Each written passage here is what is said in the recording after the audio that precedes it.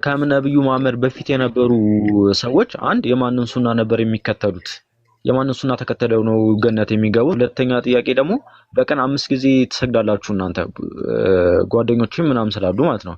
እና ከመሐመድ በፊት ምንድን ነበር ለአምላካችሁ ማለት አሁን ስግደት እንደ ጸሎት ይቆጠራል በእናንተ እና ከመሐመድ በፊት እንዴት ምንድን ነበር የምታደርጉት? የማንን ሱና ተከተላላችሁ? በህግ ደረጃ በምን መጽሐፍ ነበር የምትመሩት? ከቁርአንና ከሐዲስ በፊት ምንድን ነበር የሚመራችሁ? መልስልኝና ቀደና አደሩ ከዛ እናመሰግናለን። ጥሩ ጥያቄ ነው የጠየቀው። የመጀመሪያው ጥያቄ ምንድን ነው? እናንተ የነቢዩ ሙሐመድ ሰለላሁ ዐለይሂ ወሰለም ሱና ነው የምትከተሉት። ሱና ማለት ፈለግ ማለት ነው። እሺ፣ እርሳቸውን ፈለግ ነው የምትከተሉት፣ አምላክ ያዘዛቸውን ትእዛዛት ማለት ነው። እሺ፣ ከነቢዩ ሙሐመድ ሰለላሁ ዐለይሂ ወሰለም በፊት የነበሩ ህዝቦችስ የማንን ፈለግ ወይንም ሱና ነበር የሚከተሉት ይላል። በየዘመናቱ የሚላኩላቸውን ነቢያቶች ፈለግ ይከተሉ ነበር። ለምሳሌ የዒሳ ህዝቦች ዒሳን ነበር የሚከተሉት፣ እርሱን ተከተሉት ብሏቸዋል አላህ። ሐዋርያቶችም ቃል በቃል እኛ ዒሳን እንከተላለን ብለው ተናግረዋል። ማስረጃ በሱራ አል ዒምራን ላይ ሐዋርያቶች ምን አሉ? አመና ቢላሂ ወሽሀድ ቢአና ሙስሊሙን አሉ። እኛ ሐዋርያቶች በአላህ አምነናል አሉ። እንዲሁም ደግሞ ሙስሊሞች መሆናችንንም መስክር አሉ። ተመልከቱ፣ አምላካቸው ማን እንደነበር ተናገሩ? አላህ። ሃይማኖታቸው ምን እንደነበር ተናገሩ? ሙስሊሞች ነን አሉ። ማንን ነው ፈለግ አድርገው ታዲያ የሚከተሉት በዘመናቸው ከተባለ ቀጥለው ሲናገሩ ምን አሉ? ረበና አመና ቢማ አንዘልተ ወተበዕነ ረሱለ ፈክቱብና መዐ ሻሂዲን አሉ። ጌታችን አላህ ሆይ ባወረድከውም ቃል አመንን አሉ። ያያችሁ የተሰጣቸው ምን ነበር? መጽሐፉ ያልከው ህግና ስርዓት ኢንጂል ማለት ነው። ያንን አመንን ካሉ በኋላ ማንን ተከተልን ፈለግ አደረግን አሉ? ወተበዕነ ረሱል የላከውንም መልእክተኛ አሉት። መሲሁን ምን አሉ? መልእክተኛውንም እርሱንም ተከትለናል ፈለግ አድርገናል አሉ። ፈክቱብና መዐ ሻሂዲን እኛንም ከመስካሪዎቹ ጻፈን አሉ። ምን ገለጹ? አምላካቸው አላህ እንደሆነ፣ ሃይማኖታቸው ኢስላም እንደሆነ፣ መጽሐፋቸው ኢንጂል እንደሆነ፣ መልእክተኛቸውና ፈለጋቸው ክርስቶስ መሲሁ እንደሆነ ተናገሩ በዒሳ ዓለይሂ ሰላም። ይሄ ነው ማስረጃው። ታዲያ ስለ ሶላት ጠይቆናል። እናንተ ዛሬ 5 አውቃት ሶላት ትሰግዳላችሁ፣ የቀደሙትስ ብሎናል። አዎ የቀደሙንም ነቢያቶች ልክ እንደኛ ሶላትን ይሰግዱ ነበር። የሚሰግዱትም ልክ እንደኛ ዛሬ በምንሰግድባቸው ጊዜያቶች ልክ እንደኛ አሰጋገድ ስርዓት ነበር። ለምሳሌ ዒሳ ሶላት ይሰግድ ነበር ወይ? አዎ ቃለ ሱብሓነሁ ወተዓላ ሓኪየን ዐን ዒሳ ዓለይሂ ሰላም ፊ ሱረት መርየም ዓለይሂ ሰላም ወአውሳኒ ቢሰላት ክርስቶስ መሲሁ ምን አለ? ወአውሳኒ ቢሰላት ወዘካቲ ማ ዱምቱ ሐያ አለ። ሶላትን እንድሰግድ አምላኬ አላህ አዞኛል አለ ዒሳ። ወጀዐለኒ ነቢያ ካለ በኋላ አምላኬ አላህ ነቢይ አድርጎ ለእስራኤል ወገን ልኮኛል ካለ በኋላ ወጀዐለኒ ሙባረከን አይነማ ኩንት በየሄድኩበትም ስፍራ የተባረኩ አድርጎኛል አምላኬ አላህ አለ። መሲሁ ብሩክ ነው፣ በቃ የተባረከ ነው። ብሩክ ማለት ምን ማለት ነው? ለሌሎች ጠቃሚ የሆነ ማለት ነው። ክርስቶስ ማንም ሰው ታሞ ወደ እርሱ አይመጣም፣ መድኃኒትን አግኝቶ ይሄዳል። አካላዊ መድኃኒቶችን፣ መንፈሳዊ መድኃኒቶችን ከእርሱ ዘንድ እንዲገኝ አድርጓል አላህ ሱብሓነሁ ወተዓላ። በቃ ማንም አይኑ ጠፍቶ ሰውየው ከመጣ መሲሁ ይፈውሰው ነበር በአላህ ፍቃድ። ለምጽ ካለባቸው ይፈውሳቸው ነበር። መናገር የተሳናቸው ከመጡ ወደ እርሱ አፋቸውን ይከፍትላቸው ነበር፣ ይናገሩ ነበር። የተባረከ ነው፣ ለሌሎች ጠቃሚ እንዲሆን አድርጎታል። በቃ ቀጥሎ ምን አለ? ወአውሳኒ ቢሰላት አለ። ሶላትን እንድሰግድ አዞኛል አለ። ስለዚህ ነቢያቶች ይሰግዱ ነበር። እነ ሙሴና ሃሩን ይሰግዱ ነበር ወይ? አዎ ይሰግዱ ነበር። ማስረጃ በሱራ ዩኑስ ላይ ሙሴና ሃሩን እንደሚሰግዱ አምላክ አላህ ሱብሓነሁ ወተዓላ ሲናገር ምን አለ?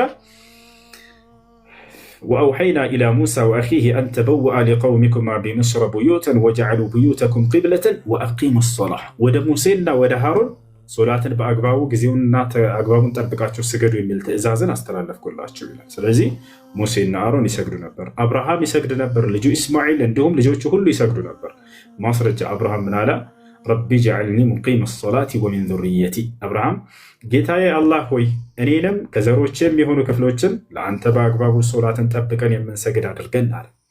እሺ ሌላስ ኢስማኤል እንደሚሰግድ ተናግሯል ወይ? አዎ ወዝኩር ፊል ኪታቢ ኢስማኤል ኢነሁ ካነ ሳዲቀል ወዕድ ወካነ ረሱለን ነቢያ ወካነ የእሙሩ አህለሁ ቢሰላህ ወዘካህ ወካነ ዒንደ ረቢህ መርድያ። አላህ በሱራ መርየም ላይ የማርያም ምዕራፍ ላይ ስለ ኢስማኤል ታሪክ ሲናገር ምን አለ? ወዝኩር ፊል ኪታቢ ኢስማኤል፣ ሙሐመድ ሆይ በዚህ በመጽሐፍ በቁርአን ላይ ኢስማኤልንም አውሳላቸው።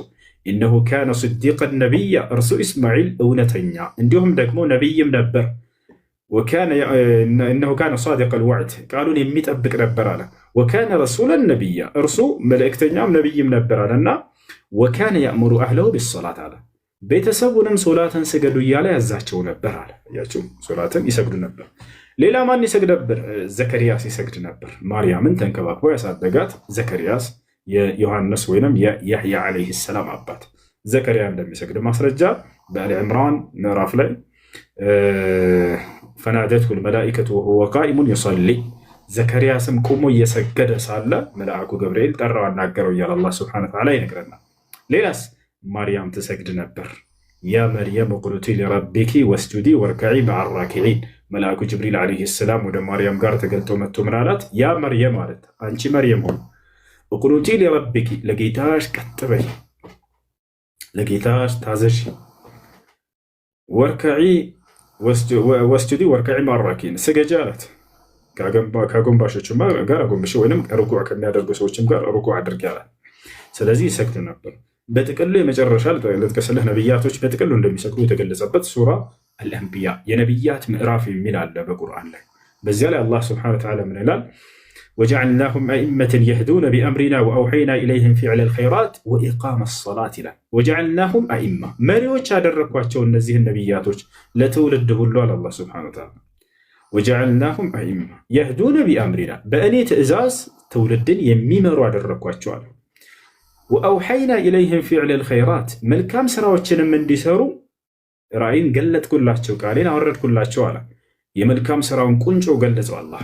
ወኢቃመ ሰላት ሶላትንም እንዲሰግዱ አዝዣቸዋለሁኝ አለ።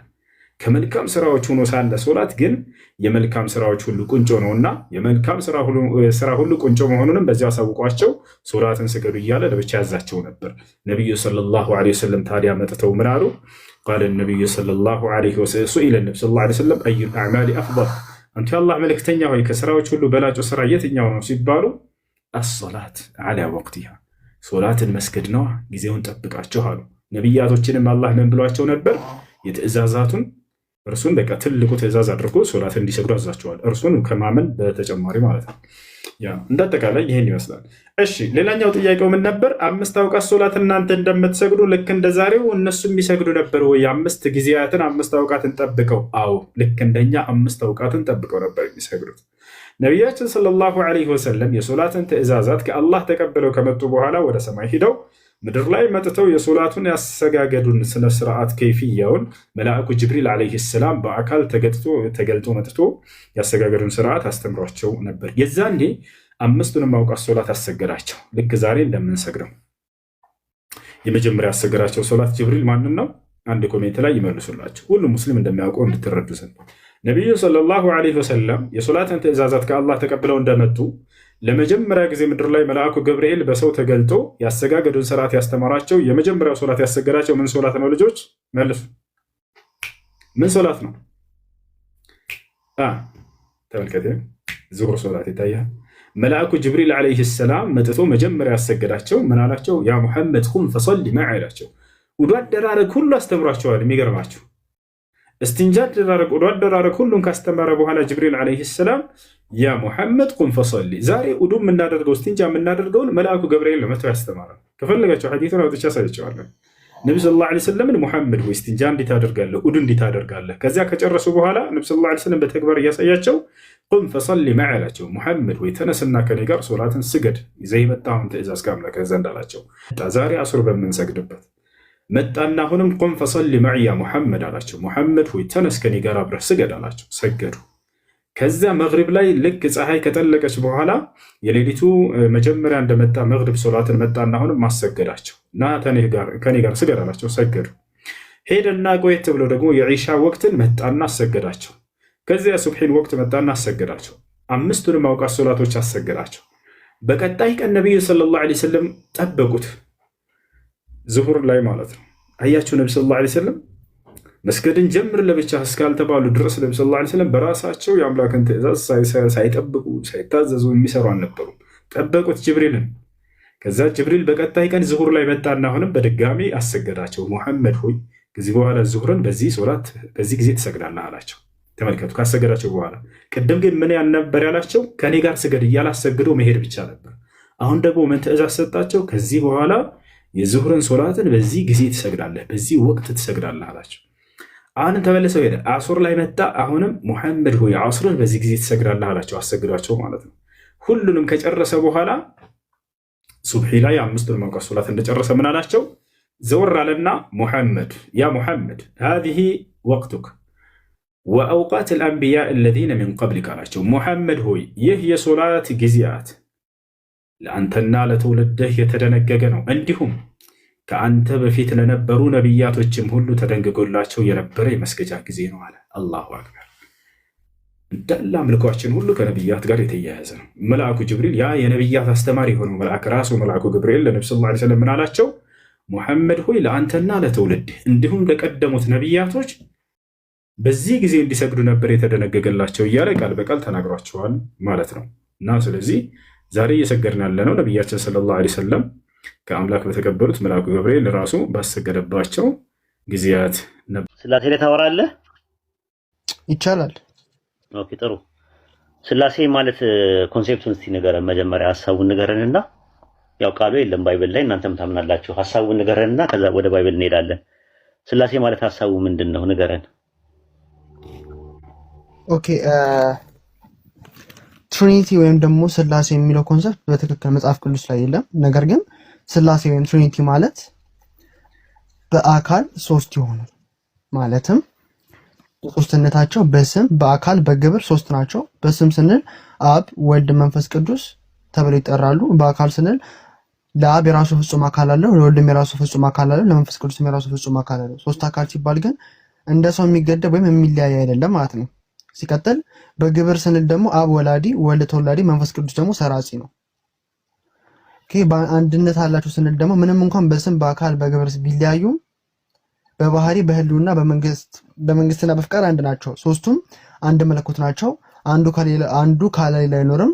ሶስቱም በባህሪ በፍቃድና በስልጣን አንድ ናቸው እያልኳችሁ ነው። በመንግስትና በፍቃድ ስላችሁ ደግሞ ሶስቱም ዓለም በመፍጠርና በመግዛት አንድ ናቸው እያልኳችሁ ነው። ለምሳሌ ለአንተ ላስረዳ፣ በምን ሎጂክ ላስረዳ መሰለ? የፀሐይ ምሳሌ ልንገርህ። ምክንያቱም እኛ በምንረዳው መልኩ እናንተ አትረዱትም። የፀሐይ ምሳሌ ሰጥህ። ፀሐይ ለምሳሌ አንድ ስትሆን አንድ ነገር ናት፣ ግን ሶስት ነገሮች አሏት። ክበብ አላት፣ ብርሃን አላት፣ ሙቀት አላት አይደለ? ክበቡ እንደ አብ ነው፣ ብርሃኑ እንደ ወልድ ነው፣ ሙቀቱ ደግሞ እንደ መንፈስ ቅዱስ የምንመስለው። ብርሃኑና ሙቀቱ ከክበቡ ቢገኝም ፀሐዩ ግን አንድ ነው። ፔሪድ። ሲቀጥል የሰው ልጅ ምሳሌ መጠቀም እንችላለን። የሰው ልጅ ስንጠቀም ደግሞ ነፍስ፣ ቃል፣ ህይወት አለው። ነፍስ እንደ አብ ነው፣ ቃል እንደ ወልድ ነው፣ ህይወት ደግሞ እንደ እስትንፋስ እንደ መንፈስ ቅዱስ ነው ማለት ነው። መጽሐፍ ቅዱስ ማስረጃ ካልከኝ እግዚአብሔር በኢሰንስ ወይም ደግሞ በባህሪ አንድ ነው ስንል ዘዳግም 6:4 ላይ ይናገራል። ስማ እስራኤል ሆይ አምላካችን እግዚአብሔር አንድ ነው ይላል።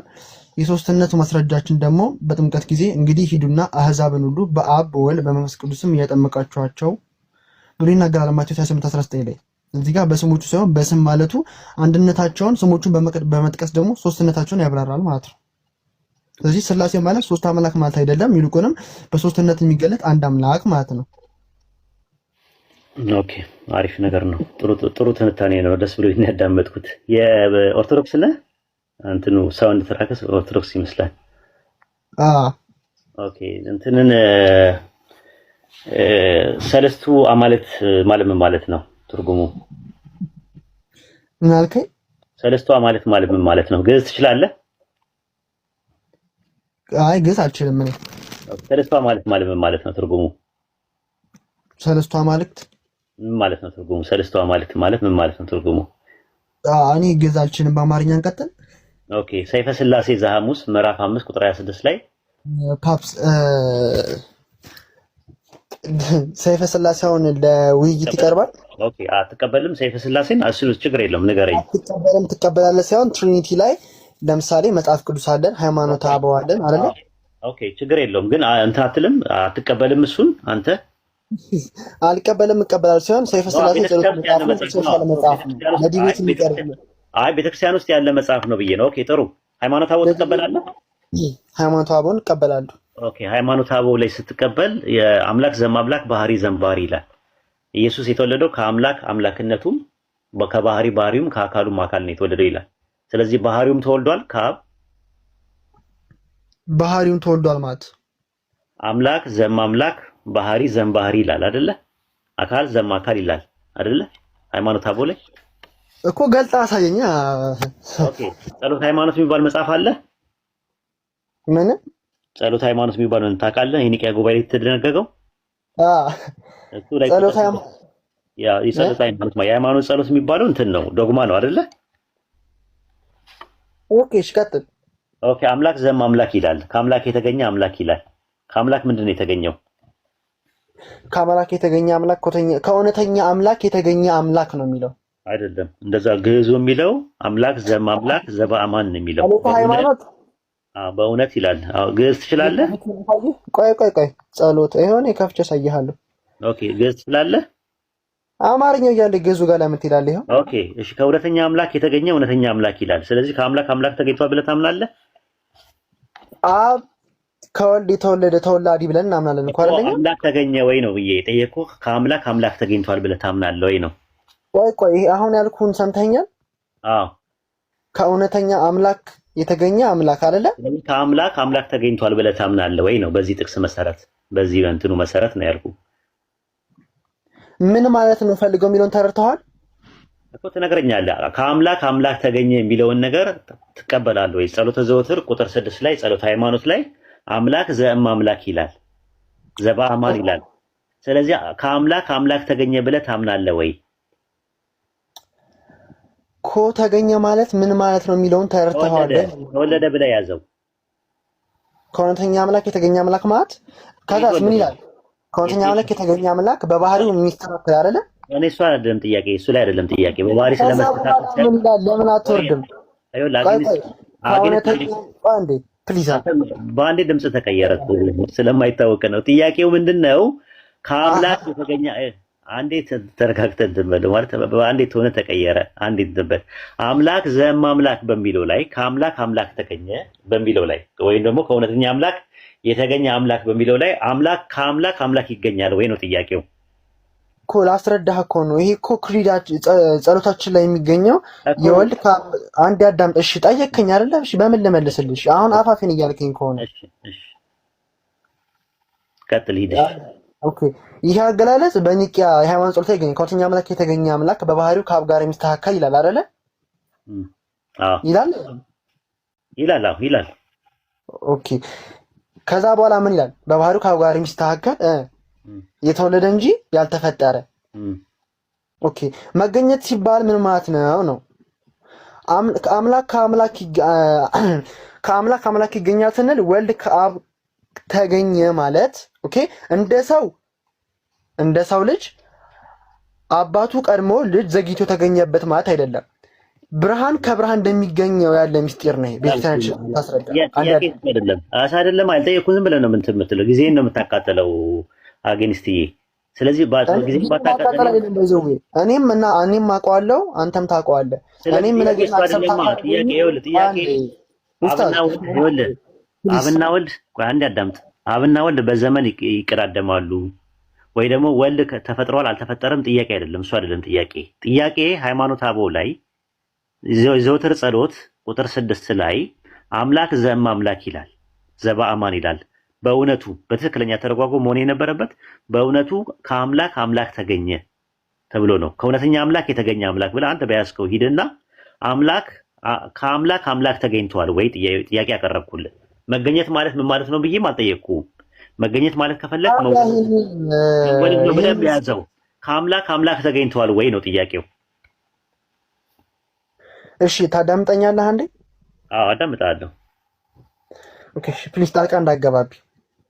እሺ አይ ፖይንቱ ላይ ብቻ ይሄድ፣ ካለዛ እንትን እላለሁ አስቆምሃለሁ። እንደዛ እንትን ካለ ማለት ነው ወደ ከፖይንቱ ስትወጣ ወደዚህ መልስሃለሁ። አብሽር ሂድ ቀጥል። አሁንም ልንገርህ ከአምላክ አምላክ ከእውነተኛ አምላክ የተገኘ አምላክ ስንል ወልድ ከአብ ተገኘ ማለት እንደ ሰው ልጅ አባቱ ቀድሞ ልጅ ዘግይቶ አይደለም እያልኩ ነው። አልጠየኩም። የኔ ጥያቄ አይደለም እሱ አይደለም የኔ ጥያቄ አይደለም። እኔ አሁን ምን ይቀዳደማሉ ብዬም አልጠየቅኩም። ልክ ባዮሎጂካልም ነው ብዬም አልጠየቅኩም። ባዮሎጂካል ማለት የኛ ባዮሎጂካል ሶፍት ያርጌ ልንገርህ አብ አባት ነው ብለህ ታምናለህ? ምንድን ነው አብ አባት ነው የሚለውን ትምህርት ታውቀዋለህ አይደለ? በእኛ አብ ማለት የቃሉን ትርጉም ንገረኝም አላልኩም። አብ ማለት አባት ነው፣ ወልድ ማለት ልጅ ማለት ነው። አብ ምን ማለት አብ አባት በእኛ ነው። እኔ እኮ ካንተ ጋር እንዴት አሁን ማለት ይኸውልህ የግዕዝ ቃል ነው፣ ወደ አማርኛ እየተረጎምክ ነው የምትነግረኝ። ለእኔ አትንገረኝ። አሁን ግዕዝ ስለምችል ማለት ነው። ፖይንቱ ምንድነው ያለው? አዎ እችላለሁ። እንኳን ደስ አለ። አሁን ይኸውልህ አትና አሁን እየተበሳጨ ነው ያለው። ምንድነው ሰው እያዳመጠ ነው ያለው። የገባበት ነገር ነው። ወደ ፐርሰናል ነገሮች ባትሄድ ጥሩ ነው። አሁን ምንድነው ያለው መሰለ የዘውትር ጸሎት ቁጥር 6 ላይ ጸሎት ሃይማኖት ላይ አምላክ ዘእምአምላክ ይላል። ከአምላክ አምላክ ተገኘ ይላል። ከአምላክ አምላክ ይገኛል ወይ ነው ጥያቄው። አዎ አልኩህ እኮ አዳምጠኛ እንዴ። ከአምላክ አምላክ ከተገኘ ከአምላክ ምኑ ነው የሚገኘው? ከአምላክ አምላክ ነው የሚገኘው። ሲገኝ ባህሪው ነው ወይስ አካሉ ነው የተገኘው? ታዳምጠኛለህ እንዴ? እሺ እያዳመጥኩ ነው። እንዴት ነው የተገኘው እያልኩህ እኮ ነው። አላስረዳህ ነው አላልኩም። አንተ በፈለግከው ወይ ለምን ሄድልሃለሁ እንዴ? አንተ በፈለግከው ምኑ ነው የተገኘው ነው ያልኩህ እንጂ እንዴት ተገኘ የሚለውን ነገር አልጠየቅኩም። አንተ በፈለግከው ወይ እንዴ ሄድልህ ነው የፈለግከው? የጠየቅኩህ ጥያቄ እሱ አይደለም ነው የምልህ። እንዴት ነው የምትለው ስትለኝ አይ አላልኩም። ስትሮማ ፋላሲ ስትሰራ ቁልሞ ማይጸስ ስትሰራ እያረምኩ ነው ያለሁት። እኔ ጠየቅኩህ። አይ እሺ አሁን አምላክ ከአምላክ ተገኘ አልከኝ። እሺ ተስማማው ካንተ ጋር። ከአምላክ አምላክ ሲገኝ ምኑ ነው የተገኘው? ባህሪው ነው የተገኘው ወይስ አካሉ ነው የተገኘው? እኔ እኮ ነገርኩህ። አንዴ አዳምጠኝ አልኩህ። አሁንም እኮ እየጠየቅኩ ነው። አንዴ አዳምጠኝ አልኩህ። ያልሆነ ነገር ስትል ነው እያረምኩ ያለሁት እኮ። አጌንስትዬ ለምን ትናደዳለህ? በጣም እኮ ትሆንህ እኮ በጣም እየተበሳጨ ነው የምታወራው። አይታወቅህም። አንደኛው ቤተ ኦርቶዶክሶች እዚህ ታች ብዙ ሰዎች አሉ። ምን ይችላል? አዎ። ስለዚህ አሁን ምንድነው ተረጋግተህ ስሜታዊ ሳትሆን ኢሞሽናል ዳሜጅ በጣም እያጠቃ ነው ያለው። ምንድነው የምታረገው? ከአምላክ ሲገኝ ምኑ ነው የተገኘው? ባህሪው ነው የተገኘው ወይስ አካሉ ነው እኮ? አንዴ ታዳምጠኛለህ ወይስ አሁንም ለምኜህ ላውራ? አዳምጣለሁ። ሂድ ቀጥል። ኦኬ። እንዴት ተገኘ ከሚለውን ጀምርና እንቀጥል። አልጠየቅኩም። የእኔ ጥያቄ አይደለም። እንዴት ተጀመረ የሚለው ሳልነግር ደግሞ እኔ አልቀጥልም። ኖ ጥያቄ እሱ አይደለም። ምንም አይጠቅምም። ለኔ አይጠቅመኝም። እንዴት ተጀመረ የሚለውን ልቀጥልልህ? ከዛ ጀምሬ ወይ ካልፈለክ ይቅርብን። ጅማሮ አለው ማለት ነው። እሺ ቀጥል። እኔ እኮ ምን አይነት ጭዊ እንደምትጮት እኮ ነው የሚገርመኝ። እንዴት እንደተጀመረ አልክኝ። ጅማሮ አለውና መነሻ አለው እያለ ነው ያለው። እሺ ቀጥል። ሂድ ቀጥል። እሺ አንዴ ስልክ ገባብኝ። እሺ እመለሳለሁ። እንዳታስወርደኝ። እኔ አላስወርድህም። አይዞህ ቀጥል። ሌላ ሰው መቀጠልም ይችላል በትሪኒቲ ላይ ካላችሁት እሱ እስኪመጣ ድረስ።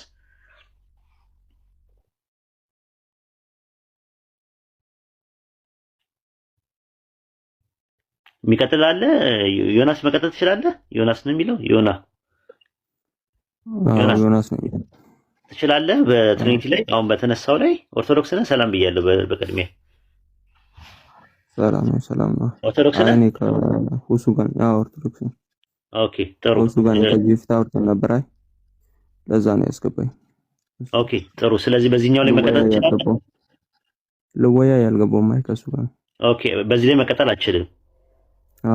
ኦኬ ጥሩ። እሺ ችግር የለውም። ሚት አድርገህ መቀመጥ ትችላለህ። እውነት መቀጠል ትችላለህ? እውነት የሚባል ልጅ እውነት ፍለጋ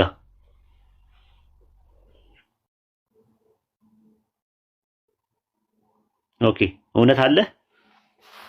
እሺ ኡስታዝ ጀማል ሌላ ሰው አስገባ ወይም ኡስታዝ ሱሱ ለኮሜንቶች ኡስታዞችን ነው ሜንሽን ያደርገው እየተሳደቡ ነውና ይዋቸው። ኦኬ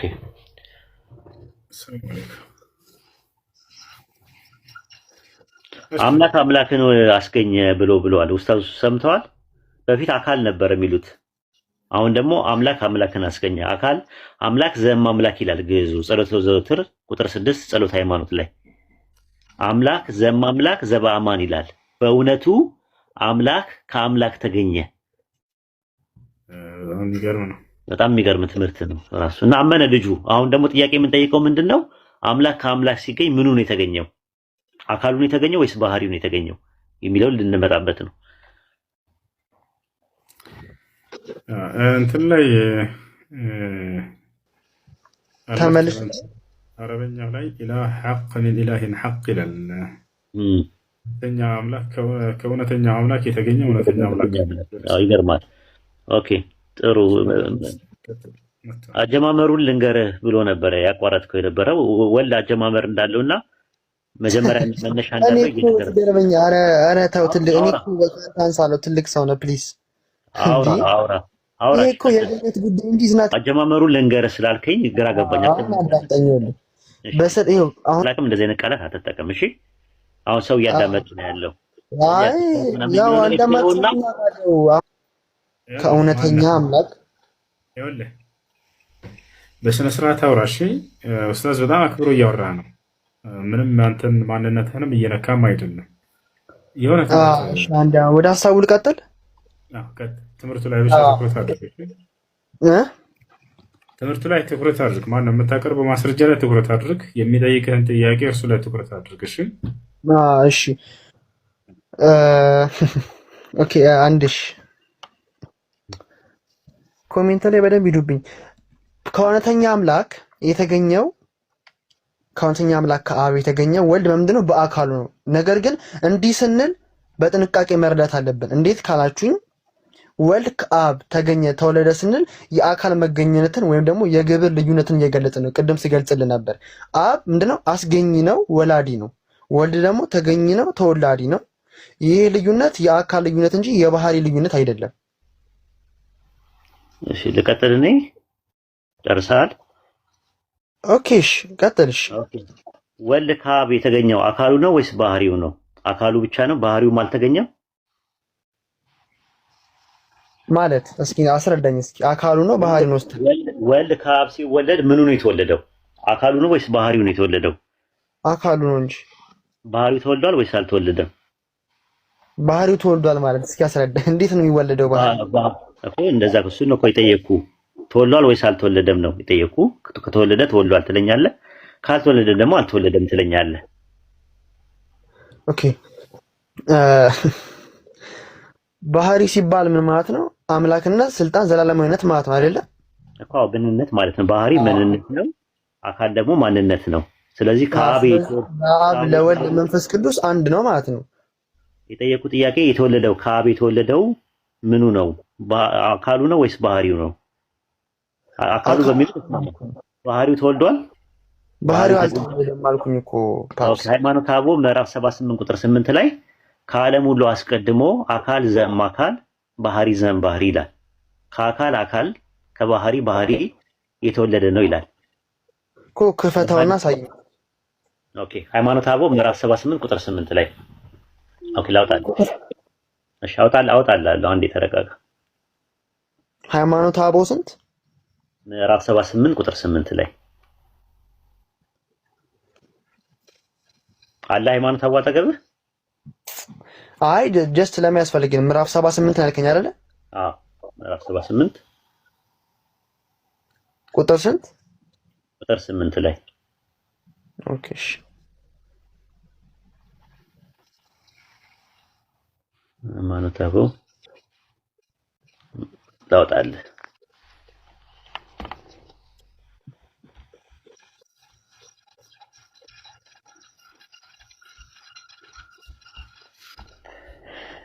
እሺ ሃይማኖተ አበው ምዕራፍ ወንበል ወልድ ካልዕ ውእቱ እምባህሪ አብ አላ ንበል ዘእምባህሪ ውእቱ ወልደ ዋሕድ ዘእምኔሁ ተወልደ የሚለውን ነው የአትናቴዎስን።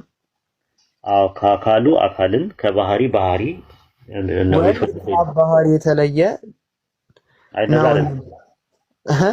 አማርኛውን አወጣልሃለሁ። ግዕዝ ስለማችል አንተ ለጊዜ ይብራብህ ግዕዙ። አይሽ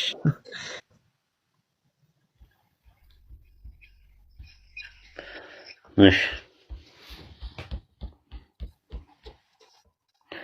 ምዕራፍ 78 አማርኛውን ከፈለክ አውጣውና እስከዛ ድረስ አንብብላቸው፣ ያው አንተ ጋር ለማረጋገጥ።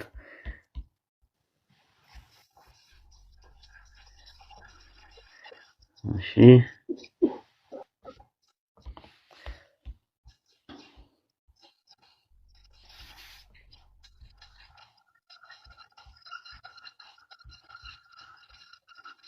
ካልሆነ እንትን አመጣለሁ። እሺ ጠብቀኝና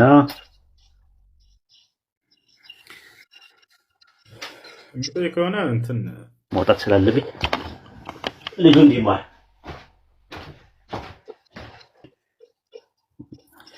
ልጁ በጣም መሰለኝ ይሄ ወጣ። አይ ለዚህ ያሳየዋ፣ ምክንያቱም ህዝቡ ስላለ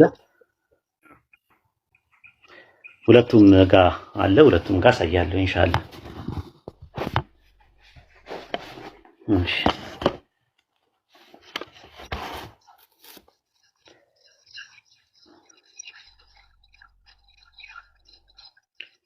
ባህሪ ዘንባህሪ ይላል። የሚገርመው ባህሪውም ነው የተገኘው ይላል።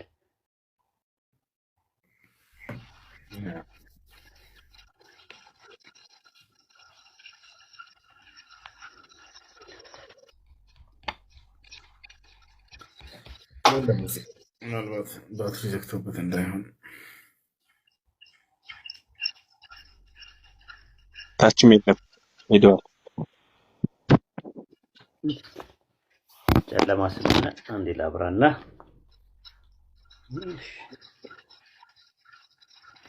ምዕራፍ 78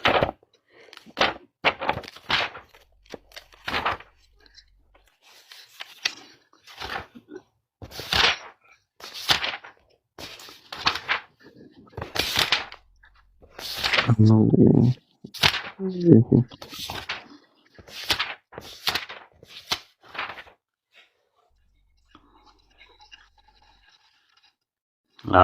ያው ትልበል። እሺ በትልቁ ካረከኝ ያው ይቅርታ እንትን ስላልኩኝ ስለዘገየው ማለት ነው።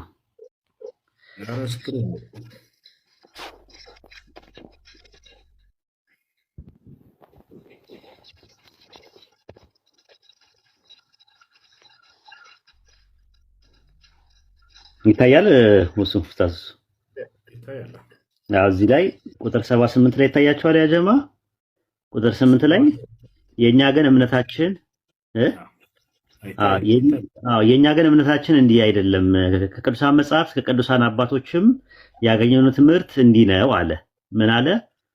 አንድ ወልድ፣ አንድ ክርስቶስ፣ አንድ ገዢ ብለን እናምናለን። ይኸውም ከእግዚአብሔር አብ የተወለደ ቃል ነው። ለማይመረመረው ለመለኮት እንደሚገባ ከዓለም ሁሉ አስቀድሞ አካል ዘእም አካል ባህሪ ዘእም ባህሪ የተወለደው ልደት የማይመረመር ነው አለ። ከአካል አካል ዘእም አካል ባህሪ ዘእም ባህሪ ማለት ከአካል አካል የተገኘ ነው፣ ከባህሪ ባህሪ የተገኘ ነው ነው የሚለው። እዚህ ጋር እንደምታዩት ነው። ታያችኋል። አካል ዘእም አካል ባህሪ ዘእም ባህሪ እቺን ያዟት፣ ባህሪ ዘእም ባህሪ። ስለዚህ ከእንትኑ የተገኘው አካል ብቻ ሳይሆን ባህሪውም ጭምር ነው እያለ ነው ያለው። አካልም አይደለም፣ ልክ ከሰው ሰው እንደሚገኘው ከአምላክ አምላክ ተገኝቷል ብለው ያምናሉ። ስለዚህ ከአምላክ አምላክ ከተገኘ ስንት አምላክ ነው ያለው ነው ጥያቄው። ከዛ በኋላ ሌሎቹን አይቀበሏቸውም። አሁን ሰይፈ ስላሴ ምናምን የሚለውን ሰሞኑን ስላመጣውባቸው ሶስቱ አማልክት የሚባለው ትምህርት ሰለስቱ አማልክት ዋሃዱ ባህሪ ይላል። አንድ ባህሪ ናቸው ግን ሶስት አማልክት ናቸው ይላል። ሰለስቱ አጋስት ይላል፣ ሶስት ጌቶች ናቸው ይላል። ሰለስቱ ነገስታት ሶስት እንትን ናቸው። ስሉስ አምላክ ሶስት አምላክ፣ ስሉስ እግዚአብሔር ሶስት እግዚአብሔር፣ ስሉስ ጸባዖት ሶስት ኃያላን ይላል ሰይፈ ስላሴ ላይ ማለት ነው። እና ይህንን ነገር መቋቋም የሚችል ሰው ካለ መግባት ይችላል። አይ ቲንክ አናምንም እንደዛ ምናምን የሚሉት ያው እንትናቸው ነው። እንደዛ ነው። ወደ ባይብል ነው ያልገባውም እኮ እንደውም ባይብል ላይ እንደዛ አይነት ትምህርት የለም ራሱ ማለት። አሁን እሱ ያመጣው አንድ አምላክ በሶስት አካል ተገለጠ ካለ እስቲ ለምሳሌ አንድ አምላክ በአብ ተገለጠ የሚሉት ጋር ነው ጥቅሱ ያለው። የለም አንድ አምላክ የሚለው ባይብል አብን ነው። እና ያ ነው ኢንሻአላህ። ይሄን ይመስላል ኡስታዝ። ጀዛከላህ ኸይር። የቂሳሪያው ምን ይላል መሰለህ? በአረብኛ ወደ አማርኛ ቀይሬው ነው። በአራተኛው ክፍለ ዘመን መጀመሪያ ላይ የተጻፈ የቂሳሪያው ዩሴቢስ የጻፈው ምናምን ይላል። አውሳቢሳ እዚህ ጋር ምን ይላል መሰለህ? አሁን ያልከው ራሱ ነው። ኑእሚኑ ቢኢላሂ ልዋሒድ ይላል። አብ يعني قدير خالق كل الأشياء المنظورة وغير المنظورة وبرب واحد يسوع المسيح كلمة الله إله من إله كأملاك يتجنى أملاك ይላል። በጣም እኮ ነው የሚገርመው። ኑእሚኑ ቢኢላሂ ልዋሒድ አይደለ?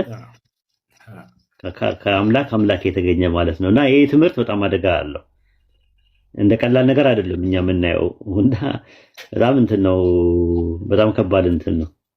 ይሄ ድል በማለት ነው ያለምንም ጥርጥር ከአምላክ የተገኘ አምላክ። በጣም ሀሳብ። እሺ ዮናስ ጥያቄ አለ መጠየቅ የምትፈልገው ነገር? ከዚህ በፊት ገብቼ ነበር አይደለ? ያ ዛሬ ላይ መጥቻለሁ። ያ እሺ እና ሰላም ነው አለ አልሐምዱሊላህ አለን እና በቃ ወስኛል። እስልምና ለአጠወስና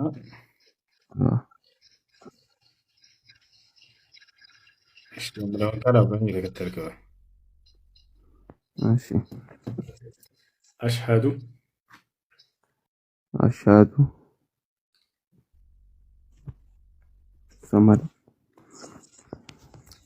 ይስሙላ እሺ አሽሃዱ አሻዱ አላህ አላህ ኢላሃ ኢላሃ ኢላላህ ኢላላህ ወአሽሃዱ ወሻዱ አነ አነ ሙሐመደን ሙሐመድን ረሱሉላህ ረሱልላህ።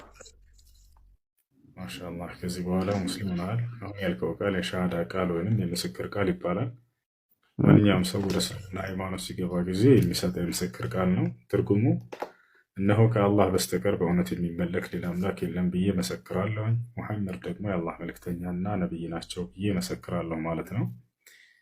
አንድ ሰው እስልምናን በመቀበሉ ምን ያገኛል ወደሚለው ስንመጣ እንግዲህ በዚህ ዓለም ትልቁ ጸጋ ከኃጢአት ንጹህ መሆን ነውና ሰውየው ሲሰልም ጊዜ የሚያገኘው ትልቁ ጸጋ ከአምላኩ ከአላህ ዘንድ የኃጢአትን ምህረት ነው፣ ስርየት ነው። አምላክ አላህ በቁርአን ላይ ወኢኒ ለገፋሩ ሊመን ታበ ይላል። ወደ እኔ ለተመለሰ እኔ ምርለታለሁ ኃጢአቱን ብሎ ተናግሯል። ነቢዩ ሰለላሁ ዐለይሂ ወሰለም አልኢስላም የጅቡ ማ ቀብለሁ አሉ። እስልምና ከእርሱ በፊት ያለን ኃጢአቱን ያስተሰርያል፣ ያስምራል አሉ። ስለዚህ ዛሬ በሰለምክበት ቀን ያለፈው ኃጢአት ሁሉ ተምሯል ከአላህ ዘንድ። ሌላው በቀጣዩ ዓለም ስላለው የህይወት ተስፋ ነው። አምላክ አላህ ሱብሓነሁ ወተዓላ ለሰለሙ ሰዎች በቀጣዩ ዓለም ገነትን ሊያወርሳቸው የዘላለማዊ ህይወትን ሊሰጣቸው ቃል ገብቶላቸዋል። በቁርአን ላይ ሲናገር ወበሽር ለዚነ አመኑ ወዐሚሉ ሷሊሓት የአነ ለሁም ጀናት ይላል። ሙሐመድ ሆይ ለእነዚያ ላመኑትና መልካምን ለሰሩት ለእነርሱ ገነት እንዳለችላቸው ከወዲሁ አብስራቸው እያለ ይናገራል። ነቢዩ ሰለላሁ ዐለይሂ ወሰለም ሐዲስ ላይ አልጀነቱ ላ የድኹሉሃ ኢላ ነፍሱ ሙስሊማ አሉ። ገነትን ሙስሊም ነፍስ እንጂ ሌላ ማንም አይገባባትም ብለው ተናገሩ ማለት ነው። ይህን ይመስላል። ሻር ትወስዳለህ ለሶላት ራስን ዝግጁ ታደርግ ዘንድ አሁን ባይሆንም ጠዋት መውሰድ ትችላለህ፣ ችግር የለውም። ከዚያም ስለ ሶላት አሰጋገድ በመማር ለዚህ ላመንከውና ለመሰከርከው ለአንዱ አምላክ ለአላህ ሱብሓነሁ ወተዓላ መስገድን ትጀምራለህ ማለት ነው። ዮናስ የሚለው ችግር የለውም መቀየር ካልፈለግ፣ ወይንም ደግሞ ዩኑስ ማለት ትችላለህ። ዩኑስ ወይንም ዮናስ አላህ ከላካቸው ነቢያቶች መካከል አንድ ታላቅ ነቢይ ነው። አላህ በቁርአን ላይ ሱረቱ ሳፋት ላይ ሲያነሳው ይህን ታላቅ ነቢይ ምን ይላል? ወኢነ ዩኑሰ ለሚን አልሙርሰሊን ኢዝ ቃለ ሊቀውሚሂ አላ ተተቁን አተድዑነ በዕለን ወተዘሩነ አሕሰነ ወኢነ ዩኑሰ ለሚን አልሙርሰሊን ኢዝ አበቀ ኢላ አልፉልክ አልመሽሑን ፈሳሀመ ፈካነ ሚን አልሙድሐዲን ፈልተቀመሁ አልሑት ወሁወ ሙሊም ፈለውላ አነሁ ካነ ሚን አልሙሰቢሒን ለለቢሰ ፊ በጥኒሂ ኢላ የውሚ ዩብዓሱን ይላል። አላህ በቁርአን ላይ ወኢነ ዩኑሰ ለሚን አልሙርሰሊን ይላል። ዮናስ ከመልእክተኞቼ ከነቢያቶቼ መካከል አንዱ ነው እያለ አላህ አንስቶታል። እና ይህ ነው እንኳን ወደ ነቢያት መንገድ ወደ እስላም መጣህ ብለናል ወንድማችን። ጥያቄዎች በሚኖሩ ጊዜ ደስ ባለ ጊዜ መጠህ መጠየቅ ትችላለህ። እስላማዊ ትምህርቶችን ባለበት አካባቢ እንዲሁም እዚህ ስናስተምር ተከታተል። አላህ እስከ መጨረሻው ድረስ ጽና ወንድም። ምናልባት ኡስታዝ ወይስ ጋዝ ገባዋለሁ ፍቃደኛ ከሆነ ማለት ነው ፎሎ ያድርገኝና የሰለምቱ ግሩፕ ስላለ እዛ አስገባለሁ። ሰለምቴት ወንድሞች ካላችሁ ምናልባት በውስጥ አውሩኝ። እሺ እዛ አስገባችሁ።